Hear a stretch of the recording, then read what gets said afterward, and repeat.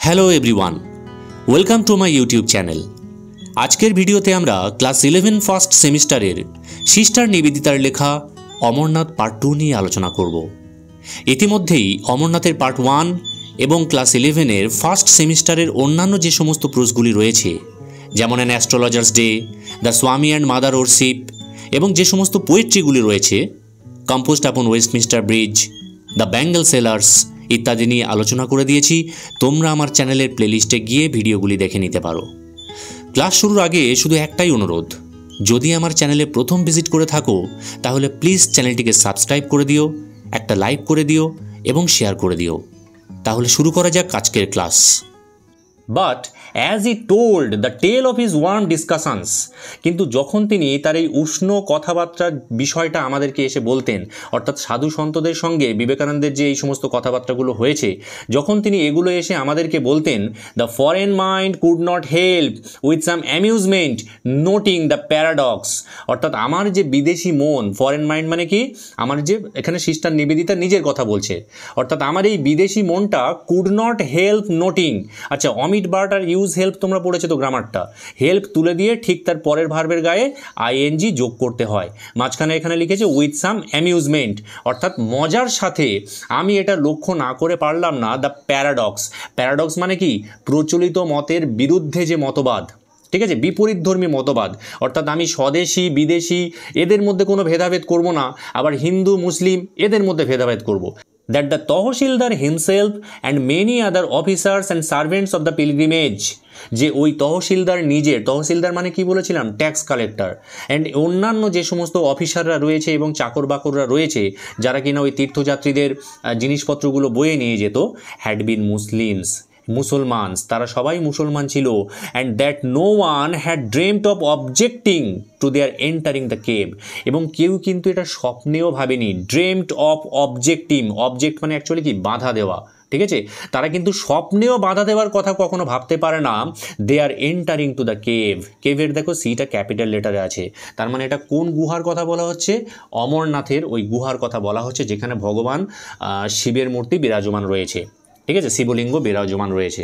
তো ওই গুহাতে কিন্তু হিন্দুদের পাশাপাশি মুসলিমরাও প্রবেশ করে, উইথ দ্য হিন্দু ওরশিপার্স, অর্থাৎ হিন্দু যারা উপাসকরা রয়েছে তারা তো ওই গুহার মধ্যে প্রবেশ করছে, ওই মন্দিরের মধ্যে, তার পাশাপাশি মুসলমান চাকর বাকররা তারাও কিন্তু প্রবেশ করছে। এমন অনেক বয়স্ক ব্যক্তি রয়েছে যারা কিনা নিজের ওই পাহাড় ভেঙে উপরে উঠতে পারছে না, তো তারা কি করছে, হয়তো কোনো মুসলমান এরকম একজন ব্যক্তি যে কিনা ওদেরকে বহন করে নিয়েছে, নিজের পিঠে বহন করে মন্দিরের মধ্যে ঢুকে তাদেরকে ভগবানের দর্শন করিয়ে আবার বেরিয়ে আসছে। কেউ কিন্তু ওই মুসলিম সম্প্রদায়ের ব্যক্তিদের কিন্তু গুহার মধ্যে প্রবেশ থেকে বাধা দিচ্ছে না। On the ultimate arrival the shrine, at the shrine, shrine মানে কি, মন্দির, আর আলটিমেট অ্যারাইভাল মানে কি, অন্তিম যে পৌঁছনো, শেষে গিয়ে যখন আমরা ওই অমরনাথের গুহার মধ্যে পৌঁছচ্ছি। The tahsildar came afterwards indeed, আর সত্যি সত্যি, ইনডিড মানে কি, সত্যি সত্যি কিন্তু তহসিলদার পরবর্তীকালে এসেছিলেন with a group of friends, একদল বন্ধুদের সঙ্গে করে নিয়ে, begging formal acceptance by the Swami as disciple, এবং সে কিন্তু প্রাথমিকভাবে একটা গ্রহণযোগ্যতা চেয়েছিল। ফর্মাল অ্যাকসেপ্টেন্স মানে কি, প্রাথমিক গ্রহণযোগ্যতা চেয়েছিল by the Swami as disciple. স্বামী বিবেকানন্দকে বলেছিলেন যে স্বামীজি আপনি আমাদেরকে শিষ্য হিসেবে গ্রহণ করুন। And in this, no one seemed to find anything incongruous or surprising, আর এই জিনিসটার মধ্যে কিন্তু কেউ বেমানান কিছু খুঁজে পায়নি। ইনকনগ্রাস মানে কি, বেমানান, আর সারপ্রাইজিং অথবা অদ্ভুত কিছু খুঁজে পায়নি, অবাক হওয়ার মতো কিছু নেই যে একজন মুসলিম লোক সে এসে বিবেকানন্দের কাছে তার শিষ্যত্ব গ্রহণ করার জন্য অনুরোধ করছে। লিভিং ইসলামাবাদ, অর্থাৎ ইসলামাবাদ ত্যাগ করার পরে, we caught up somewhere with the pilgrimage, আমরা ওই তীর্থযাত্রীদের কিন্তু কোনো একটা জায়গাতে ধরে ফেলেছিলাম, ঠিক আছে। তীর্থযাত্রীরা হয়তো আগে সবাই বেরিয়ে এসেছিল, বিবেকানন্দ, নিবেদিতা এবং তাদের যে ছোট্ট টিমটি ছিল তারা হয়তো একটু পরে বেরিয়েছিল, তারা রাস্তায় এসে কিন্তু ওই তীর্থযাত্রীদের সঙ্গে একত্রিত হয়ে গিয়েছে। And camped with it for that night at Pawan, এবং ওই রাতের জন্য আমরা কিন্তু পাওয়ানে আমরা তাঁবু খাটিয়েছিলাম থাকার জন্য। A place famous for its holy springs, পরীক্ষায় প্রশ্ন আসবে পাওয়ান জায়গাটা কিসের জন্য বিখ্যাত, এটা কিন্তু হোলি স্প্রিংস অর্থাৎ পবিত্র ঝর্ণার জন্য বিখ্যাত। হোলি মানে পবিত্র। I can remember yet the brilliance of the lights reflected in the clear black water of the tank. আমার কিন্তু এখনো পরিষ্কার মনে রয়েছে, I can clearly remember, আমার পরিষ্কার মনে রয়েছে yet the brilliance of the light, অর্থাৎ যে আলোর উজ্জ্বলতা, রিফ্লেক্টেড প্রতিফলিত হচ্ছিল in the clear black waters of the tank, ওই জলাশয়ের পরিষ্কার কালো জলে, স্বচ্ছ কালো জলে কি সুন্দরভাবে আলো প্রতিফলিত হচ্ছে সেটা কিন্তু আমার এখনও পরিষ্কার মনে রয়েছে। দ্যাট ইভিনিং, ওই দিন সন্ধ্যেবেলায় এ থ্রংস অফ পিলগ্রিমস, অর্থাৎ একটা তীর্থযাত্রীদের ভিড়, থ্রংস মানে অ্যাকচুয়ালি ভিড়, প্রসিডিং তারা অগ্রসর হচ্ছিল ইন লিটল গ্রুপস, ছোট ছোট দলে, ফ্রম শ্রাইন টু শ্রাইন, একটা মন্দির থেকে আর একটা মন্দিরে। অর্থাৎ অমরনাথ যাত্রায় গেলে শুধু অমরনাথের মন্দিরটা রয়েছে তা কিন্তু নয়, রাস্তায় কিন্তু অসংখ্য মন্দির পড়বে। তো ছোট ছোট তীর্থযাত্রীদের দল সেই সমস্ত মন্দিরগুলোতে কিন্তু একটা একটা করে ভ্রমণ করছে। অ্যাট পেহেলগাম, পেহেলগাম শব্দটা তোমরা সব নিশ্চয়ই জানো, এখানে রিসেন্টলি একটা টেরোরিস্ট অ্যাটাক হয়েছে, আতঙ্কবাদী হামলা হয়েছে, 26 জন নিরীহ মানুষের জান গিয়েছে। তো সেই পেহেলগাম কিন্তু এখান থেকেই অ্যাকচুয়ালি অমরনাথ যাত্রাটা শুরু হয়। তো অ্যাট পেহেলগাম, পেহেলগাম নামটার মানে কি পেহেলা গাঁও, এখান থেকেই কিন্তু অমরনাথের দিক থেকে এলে এটাই কিন্তু প্রথম গ্রাম, সেই জন্য এর নাম Pahalgam. The village of the shepherds, পরীক্ষায় প্রশ্ন আসবে যে পেহেলগামটা কাদের গ্রাম, এটা কিন্তু মেষ পালকদের গ্রাম, the village of the shepherds. The camp halted for a day, এখানেও কিন্তু আমরা একদিন তাঁবু খাটিয়েছিলাম। কেন, পরীক্ষায় প্রশ্ন আসবে টু কিপ একাদশী, অর্থাৎ একাদশীর উপবাস পালন করার জন্য, একাদশীর যে রিচুয়ালসটা, হিন্দু ধর্মের একটা রিচুয়ালস একাদশী, সেটা পালন করার জন্য আমরা কিন্তু পেহেলগামে ছিলাম। প্রশ্ন আসবে, দাগ দিয়ে রাখো, কেন তারা পেহেলগামের ক্যাম্প করেছিল, একাদশী রাখার জন্য। ইট ওয়াজ এ বিউটিফুল লিটল র্যাভাইন ফ্লোর্ড, র্যাভাইন মানে কি গিরিখাত, আর ফ্লোর্ড মানে মেঝে, অর্থাৎ একটা গিরিখাত নিচে নেমে গিয়েছে এবং সেখানে একটা সমতল ভূমির সৃষ্টি হয়েছে, এই রকম একটা সুন্দর জায়গা। For the most part with sandy islands, এবং এর বেশিরভাগ অংশটা কিন্তু বালুকাময় দ্বীপের মতো, in the pebble own bed of the mountain stream, অর্থাৎ পর্বতের যে নদী রয়েছে, মাউন্টেন স্ট্রিম, পাহাড়ি নদীগুলো কি হয় ঝর্ণার মতো উপর থেকে নিচের দিকে প্রবাহিত হয়, এবং যার ফলে সেখান থেকে প্রচুর নুড়ি বয়ে নিয়ে আসে, সেই নুড়িগুলো ক্ষয়ে ক্ষয়ে ক্ষয়ে ক্ষয়ে ছোটো ছোটো কণাতে তৈরি হয়েছে এবং সেখানে আইল্যান্ডের মতো কিছু জায়গা সৃষ্টি করেছে, যেগুলো দেখতে অসাধারণ সুন্দর, ছবি না দেখলে বোঝা যাবে না।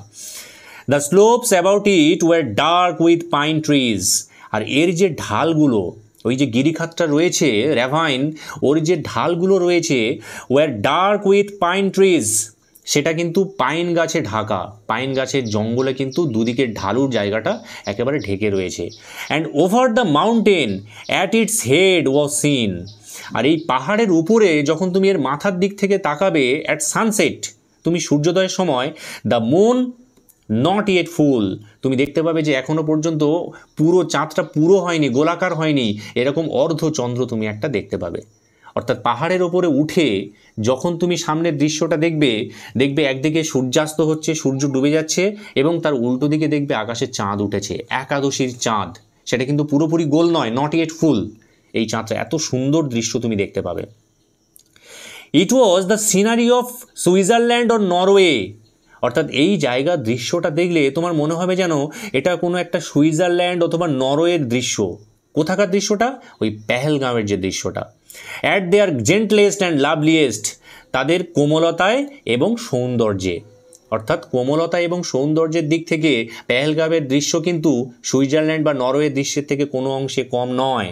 ভারতের ভূস্বর্গ এমনি এমনি বলা হয় না কাশ্মীরকে, একবার সচক্ষে না দেখলে বোঝা যাবে না যে সৌন্দর্য কতটা। Here we saw the last of human dwellings, আর এখানে আমরা কি দেখেছিলাম, পরীক্ষায় প্রশ্ন আসবে, last of human dwellings, dwell মানে কি বাস করা, মানুষের বাসস্থান লাস্ট কোথায় দেখতে পেয়েছিলাম আমরা, পেহেলগাঁওয়ে, ভালো করে মনে রাখো। এ ব্রিজ, আর কি দেখেছিলাম, একটা এখানে সেতু দেখেছিলাম। এ ফার্ম হাউস, একটা খামার বাড়ি দেখেছিলাম। উইথ ইটস প্লাউড ফিল্ডস, এবং সেখানে কিছু লাঙল দিয়ে চাষ করা মাঠও আমরা দেখেছিলাম। And a few sitter hearts, এবং কিছু ঘাসের ছাউনিযুক্ত কুঁড়ে ঘর আমরা দেখেছিলাম। সিটার হার্ট মানে কি, ঘাসের ছাউনিযুক্ত কুঁড়ে ঘর। পরীক্ষায় এখান থেকে প্রশ্ন আসবে, তাহলে পেহেলগামে তারা কি কি দেখেছিল, লাস্ট হিউম্যান ডুয়েলিংস দেখেছিল, এ ব্রিজ দেখেছিল, farm house with its ploughed fields and a few sitter hearts. Okay, and here on a grassy knoll, আর এখানে একটা ঘাসে ঢাকা পাথুরে জায়গাতে, গ্র্যাসি নল, নল মানে কি একটা পাথুরে জায়গা, টিলা বলতে পারি আমরা, একটা ঘাসে ঢাকা পাথুরে টিলা। When the final March began, যখন কিন্তু অন্তিম যাত্রাটা শুরু হয়েছিল, অমরনাথের প্রকৃত যাত্রা কিন্তু পেহেলগাঁও থেকেই স্টার্ট হয়। তাহলে যখন অন্তিম যাত্রাটা শুরু হয়েছিল, we left the rest of our party encamped, আমরা কিন্তু আমাদের দলের বাকি অংশদেরকে ছেড়ে ত্যাগ করে আমরা এগিয়ে চললাম, অগ্রসর হলাম। অর্থাৎ বাকি তীর্থযাত্রীদেরকে পিছনে রেখে স্বামী বিবেকানন্দের টিম সবার আগে অগ্রসর হয়েছে, তারাও পিছনে পিছনে আসবে। Through scenes of incredible beauty, অর্থাৎ এই অতুলনীয়, ইনক্রেডিবল মানে কি অবর্ণনীয়, যার বর্ণনা করা যায় না, এই অবর্ণনীয় সৌন্দর্য উপভোগ করতে করতে 3000 অফ আস অ্যাসেন্ডেড দ্য ভ্যালিজ, প্রায় 3000, পরীক্ষায় প্রশ্ন পড়বে কত সংখ্যক তীর্থযাত্রী সেখানে ছিল, 3000, আমাদের মধ্যে 3000 জন অ্যাসেন্ডেড, অ্যাসেন্ডেড মানে কি নিচ থেকে উপরের দিকে ওঠা, অ্যাসেন্ডেড দ্য ভ্যালিজ, আমরা সেই উপত্যকার উপরের দিকে উঠতে থাকলাম। That opened before us as we went, আর যত আমরা উপরের দিকে উঠছি আমাদের সামনে কিন্তু দৃশ্যটা উন্মুক্ত হয়ে যাচ্ছে, ওপেন্ড বিফোর আস, আমাদের সামনে উন্মুক্ত হয়ে যাচ্ছে অ্যাজ উই ওয়েন্ট, যতই আমরা অগ্রসর হচ্ছি। অর্থাৎ পাহাড়ের নিচ থেকে তারা উপরের দিকে যাচ্ছে, যখন পাহাড়ের একদম বটম, একদম তলাতে ছিল, তখন দেখছে সামনে পাহাড়টা পুরো দৃশ্যটা আড়াল করে রেখেছে, যত উপরের দিকে আস্তে আস্তে যাচ্ছে সামনের দৃশ্যটা কী হচ্ছে, ওপেন হয়ে যাচ্ছে, উন্মুক্ত হয়ে যাচ্ছে। ঠিক আছে। The first day we ক্যাম্পড in a pinewood, পরীক্ষায় প্রশ্ন আসবে, দাগ দিয়ে রাখো। অর্থাৎ পেহেলগাঁও থেকে অ্যাকচুয়াল যাত্রাটা স্টার্ট হওয়ার প্রথম দিন, ঠিক আছে, ভালো করে মনে রাখো, অ্যাকচুয়াল যাত্রা স্টার্ট হওয়ার প্রথম দিন উই ক্যাম্পড ইন এ পাইনউড, আমরা একটা পাইন গাছের জঙ্গলের মধ্যে কিন্তু তাঁবু খাটিয়েছিলাম। প্রথম দিন কোথায় তাঁবু খাটিয়েছিলাম, একটা পাইন গাছের জঙ্গলে। The next we had passed the snow line, এবং তার পরের দিনই কিন্তু আমরা স্নো লাইন পার করে গিয়েছিলাম। স্নো লাইন মানে কি হিমরেখা, যে লাইনের উপরে কিন্তু সবসময় তুষারপাত হয়, সেটা কিন্তু দ্বিতীয় দিনেই আমরা পার করে গিয়েছিলাম। And pitched our tents beside a frozen river, এবং আমরা আমাদের তাঁবুটা খাটিয়েছিলাম দ্বিতীয় দিন কোথায়, একটা ফ্রোজেন রিভার, একটা জমে যাওয়া নদীর পাশে। পরীক্ষায় প্রশ্ন আসবে এখান থেকে, ভালো করে মার্ক করে রাখো, আমি যতটা পারি ভেঙে ভেঙে বলে দিচ্ছি। তাহলে প্রথম দিন কোথায় তাঁবু খাটিয়েছিল তারা, একটা পাইন গাছের জঙ্গলের মধ্যে। দ্বিতীয় দিন কোথায় তারা তাঁবু খাটিয়েছিল, বিসাইড এ ফ্রোজেন রিভার, একটা মানে জমাট বাঁধা নদীর পাশে, অর্থাৎ ঠান্ডায় সেই নদীর জল জমে বরফ হয়ে গিয়েছে, সেই জমে যাওয়া নদীর পাশে কিন্তু তারা তাঁবু করেছিল। That night the great camp fire was made of Juniper, পরীক্ষায় প্রশ্ন আসবে, সেই দিন রাত্রিবেলায় কিন্তু তারা একটা বিশাল বড় ক্যাম্প ফায়ার মানে তাঁবুর সামনে তারা আগুন জ্বালিয়েছিল, ওয়াজ মেড অফ জুনিপার, কি দিয়ে, জুনিপার বলে একটা গাছ আছে, সেই গাছের জ্বালানি দিয়েই কিন্তু তারা আগুনটা জ্বালিয়েছিল। কবে জ্বালিয়েছিল কিন্তু, দ্বিতীয় দিন, মনে রাখবে। অ্যান্ড দ্য নেক্সট ইভিনিং, এবং তার পরের দিন সন্ধ্যাবেলায়, অ্যাট স্টিল গ্রেটার হাইটস, আমরা তখন আরও উঁচুতে উঠে গিয়েছি। The servants had to wonder many Miles, চাকরদের কিন্তু অনেক মাইল দূর পর্যন্ত যেতে হয়েছিল, in search of this scanty fuels, এই দুষ্প্রাপ্য জ্বালানিটা খুঁজে পাওয়ার জন্য। পরীক্ষায় প্রশ্ন আসবে স্ক্যান্টি ফুয়েল, ফুয়েল মানে কি জ্বালানি, স্ক্যান্টি মানে দুষ্প্রাপ্য বা দুর্লভ, যেটা সহজে পাওয়া যায় না। কার কথা বলা হয়েছে, স্ক্যান্টি ফুয়েল বলতে কোনটা, পরীক্ষায় প্রশ্ন আসবে, উত্তর হবে কিন্তু জুনিপার। ঠিক আছে, তাহলে দ্বিতীয় দিন রাত্রিবেলায় জুনিপারটা তারা সহজেই হাতের কাছে পেয়ে গিয়েছিল, কিন্তু তার পরের দিন তারা যখন আরও উঁচুতে উঠল, গাছের সংখ্যা ধীরে ধীরে কমে যাচ্ছে, এবং সেখানটায় কিন্তু ওই চাকরদের কিন্তু প্রচুর খোঁজাখুঁজি করতে হয়েছিল এই দুষ্প্রাপ্য জ্বালানিটার জন্য। At last the regular pathway came to an end, এবং অবশেষে স্বাভাবিক যে পায়ে চলা রাস্তা, রেগুলার পাথওয়ে, ঠিক আছে, স্বাভাবিক যে পায়ে চলার রাস্তা, সেটা কিন্তু শেষ হয়ে গেল। এরপরে মানুষের পায়ে চলার রাস্তা দেখা যাচ্ছে না। And we had to scramble up and down, এবং আমাদেরকে কি করতে হচ্ছিল, স্ক্র্যাম্বল মানে হামাগুড়ি দিয়ে যেতে হচ্ছিল, একবার উপরে একবার নিচের দিকে, অ্যালন দ্য গোট পাথস। এবার আমরা কিসের পথে যাচ্ছি, ছাগলের পায়ে চলা রাস্তা। ঠিক আছে, এই রাস্তাটা শুধুমাত্র ছাগলের যাওয়ার জন্য, এখানে মানুষ সচরাচর অতটাও যাওয়া আসা করে না। On the face of the stiff declivities, এবং এই যে স্টিফ মানে কি চড়াই, মানে উপরের দিকে উঠছে, আর ডিক্লাইভিটিস মানে কি উতরাই, মানে নিচের দিকে, একবার ওপরের দিকে চড়াইয়ে উঠছি আবার নিচের দিকে উতরায় নামছি। Till we reached the boulder strain gorge, এই বিষয়টা কতক্ষণ চললো, যতক্ষণ না পর্যন্ত আমরা ওই বোল্ডার স্ট্রেইন গর্জ, অর্থাৎ বোল্ডার মানে কি বড় বড় পাথর, স্ট্রেইন মানে অ্যাকচুয়ালি ভর্তি, আর গর্জ মানে হচ্ছে এলাকা, অর্থাৎ বড় বড় পাথর ভর্তি এলাকাটায় যতক্ষণ না আমরা পৌঁছলাম ততক্ষণ পর্যন্ত আমাদের এই কখনো হামাগুড়ি দিয়ে, কখনো একবার ওপরের দিকে, কখনো নিচের দিকে, এইভাবে আমাদের যাত্রা করতে হচ্ছিল। In which the cave of Amarnath was situated, পরীক্ষায় প্রশ্ন আসবে অ্যাকচুয়ালি অমরনাথের গুহাটা কোথায় অবস্থিত। এই যে বোল্ডার স্ট্রেইন গর্জ রয়েছে, পাথর ভর্তি যে এলাকাটা, সেখানেই কিন্তু অমরনাথের গুহাটা অবস্থিত। অ্যাজ উই অ্যাসেন্ডেড দিস, আর যখন আমরা আবার এখানটাতে উঠলাম, অ্যাসেন্ডেড মানে কি নিচ থেকে উপরের দিকে ওঠা, যখন আমরা এখানে উপরের দিকে উঠলাম, we had before us the snow peaks, আমরা আমাদের সামনে দেখতে পাচ্ছি সেই স্নো পিকস, মানে পিকস মানে কি পর্বতের চূড়া, অর্থাৎ তুষারে ঢাকা পর্বতের চূড়াগুলো দেখতে পেলাম, কভার্ড উইথ হোয়াইট ভেইল, যেগুলো দেখে মনে হচ্ছে যেন সাদা গোমটা দিয়ে ঢাকা, ভেইল মানে ঘোমটা। নিউলি ফলেন, এই বরফটা কিন্তু সদ্য পড়েছে, নতুন নতুন এই বরফটা পড়েছে।